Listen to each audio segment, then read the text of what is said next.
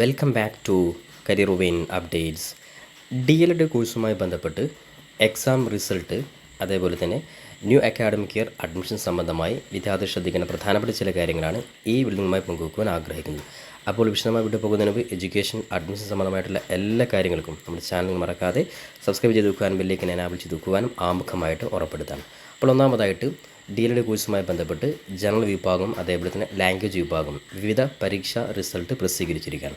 ഒരുപാട് വിദ്യാർത്ഥികൾ കാത്തിരുന്ന നേരത്തെ ജനുവരി 2025 നടന്ന ഫസ്റ്റ്, അതേപോലെ തന്നെ തേർഡ് സെമസ്റ്റർ റെഗുലർ സപ്ലിമെൻ്ററി പരീക്ഷാ റിസൾട്ട് ഇപ്പോൾ പ്രസിദ്ധീകരിച്ചിരിക്കുകയാണ്. കൂടാതെ ജനറൽ വിഭാഗം, അതായത്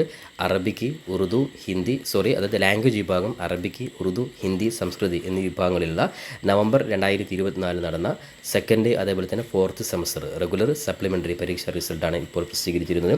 നേരത്തെ ഒരുപാട് ഡിലേ ആയിരുന്നു. അതുമായി ബന്ധപ്പെട്ട് ഒരുപാട് വിദ്യാർത്ഥികളുടെ നിന്ന് ഒരുപാട് പ്രതിഷേധങ്ങളൊക്കെ വന്നതിൻ്റെ അടിസ്ഥാനത്തിൽ അവസാനം DLED റിസൾട്ട് പ്രസിദ്ധീകരിച്ചിരിക്കുകയാണ്. അപ്പോൾ വിദ്യാർത്ഥികൾക്ക് എങ്ങനെ റിസൾട്ട് പരിശോധിക്കാമെന്ന് നോക്കാം. അപ്പോൾ ഒന്നാമതായിട്ട് ജനറൽ വിഭാഗം DLED എക്സാം, അതായത് ഫസ്റ്റ് തേർഡ് സെമസ്റ്റർ റിസൾട്ട് പരിശോധിക്കാനായിട്ട് വിദ്യാർത്ഥികൾ ജസ്റ്റ് ഒഫീഷ്യൽ വെബ്സൈറ്റ് ആയിട്ടുള്ള DLEDexam.kerala.gov.in എന്നുള്ള വെബ്സൈറ്റിൽ ഡയറക്റ്റ് വന്നു കഴിഞ്ഞാൽ വിദ്യാർത്ഥികൾക്ക് നിങ്ങളുടെ രജിസ്റ്റർ നമ്പറും അതേപോലെ തന്നെ ഡേറ്റ് ഓഫ് ബർത്തും സെമസ്റ്റർ ഫസ്റ്റ് ആണോ അല്ലെങ്കിൽ തേർഡ് ആണോ കൃത്യമായിട്ട് ടൈപ്പ് ചെയ്ത് ചെക്ക് റിസൾട്ട് അടിച്ചു കഴിഞ്ഞാൽ വിദ്യാർത്ഥികളുടെ ജനറൽ വിഭാഗം റിസൾട്ട് പരിശോധിക്കുവാൻ സാധിക്കുന്നതാണ്.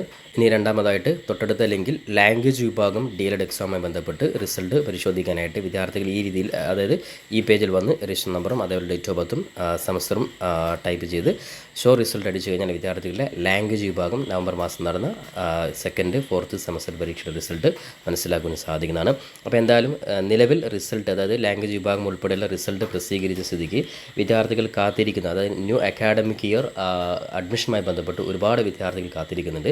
അപ്പോൾ നിലവിൽ ജനറൽ എഡ്യൂക്കേഷൻ ഡിപ്പാർട്ട്മെൻറ്റിൻ്റെ ഭാഗത്തു നിന്ന് ഇതുവരെ നോട്ടിഫിക്കേഷൻ വന്നിട്ടില്ല. ഇപ്പോൾ ഏറ്റവും അവസാനമായിട്ട് നഴ്സറി ടീച്ചേഴ്സ് ട്രെയിനിങ് കോഴ്സ്, അതായത് PPTC അല്ലെങ്കിൽ NTTC എന്ന് വിളിക്കുന്ന നഴ്സറി ടീച്ചേഴ്സ് ട്രെയിനിങ് കോഴ്സിൻ്റെ ഓഫ്ലൈൻ അപേക്ഷ ഇപ്പോൾ വിളിച്ചിട്ടുണ്ട്.